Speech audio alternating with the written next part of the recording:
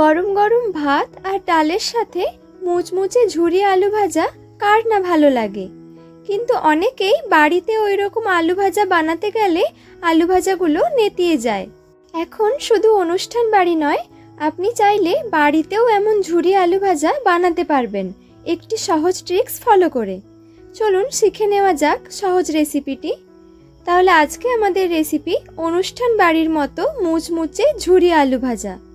বন্ধুরা, আমি তনু, আপনারা দেখছেন তনুর রান্না পরিবেশন। তাহলে চলুন শুরু করা যাক। সবার প্রথম আমি একটা আলু নিয়ে নিয়েছি।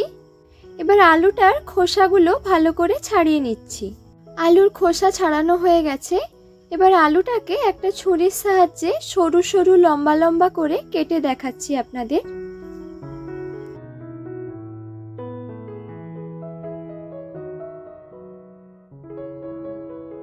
দেখুন কতটা সরু করে কেটে নিয়েছি সেটা আপনাদের দেখিয়ে দিই। খুব বেশি মোটাও নয় আর খুব পাতলাও নয়, এইভাবে আলুটাকে কেটে নিতে হবে।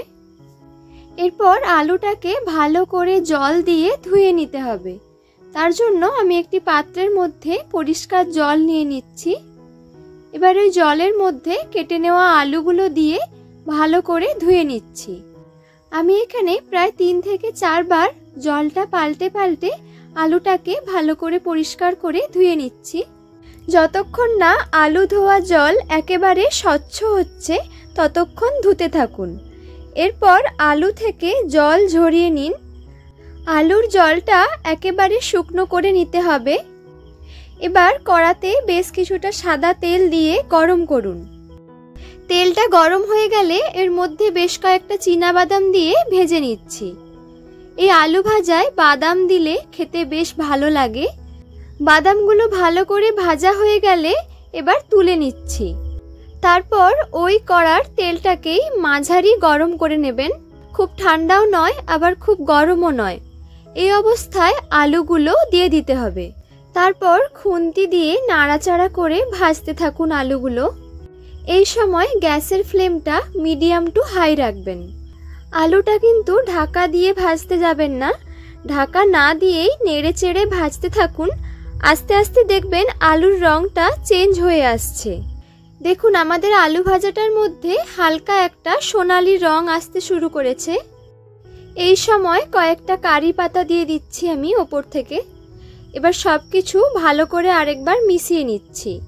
তাহলে দেখুন আমাদের আলুগুলো বেশ ভালোভাবে ভাজাও হয়ে গেছে আর সুন্দর একটা সোনালি রঙও এসেছে। এই সময় আলু ভাজাগুলো তেল থেকে তুলে একটা পাত্রের মধ্যে ঢেলে নিচ্ছি। তারপর ভেজে রাখা চীনাবাদামগুলো দিয়ে দিলাম আর এর ওপর থেকে স্বাদ মতো লবণ ছড়িয়ে দিচ্ছি। এবার সব কিছুকে একবার ভালো করে মিশিয়ে নিন। এখানে একটা ছোট্ট টিপস, আপনারা যদি আলু ভাজার আগেই আলুতে নুন দিয়ে দিতেন তাহলে আলু ভাজাটা নেতিয়ে যেত, এরকম মুচমুচে হতো না। এই টিপসটি ফলো করলেই আপনারা বাড়িতেই এরকম মুচমুচে আলু ভাজা বানিয়ে ফেলতে পারবেন। এই আলু ভাজার স্বাদটাকে আরেকটু বাড়িয়ে তোলার জন্য এর মধ্যে হাফ চা চামচ পোস্ত দিয়ে দেবো। তাই জন্য হাফ চা চামচ পোস্তকে কড়ার গরম তেল দিয়ে ভেজে নিচ্ছি। একটু ভাজা ভাজা হয়ে গেলে পোস্তটা ভেজে রাখা আলু ভাজার মধ্যে দিয়ে সব কিছুকে ভালো করে আরেকবার মিশিয়ে নিচ্ছি।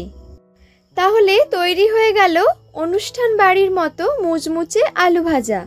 এই আলু ভাজা আপনারা গরম গরম ভাত ডালের সাথে পরিবেশন করতে পারেন, খেতে খুবই ভালো লাগে। আশা করি এই রেসিপিটি আপনাদের নিশ্চয়ই ভালো লেগেছে। আর ভালো লাগলে আপনাদের মতামতগুলো কমেন্টে জানাতে ভুলবেন না। আর আমার চ্যানেলটিকে সাবস্ক্রাইব করে রাখবেন। দেখা হচ্ছে আপনাদের সাথে আবারও একটা নতুন রেসিপি নিয়ে নেক্সট এপিসোডে। ভালো থাকবেন, সুস্থ থাকবেন।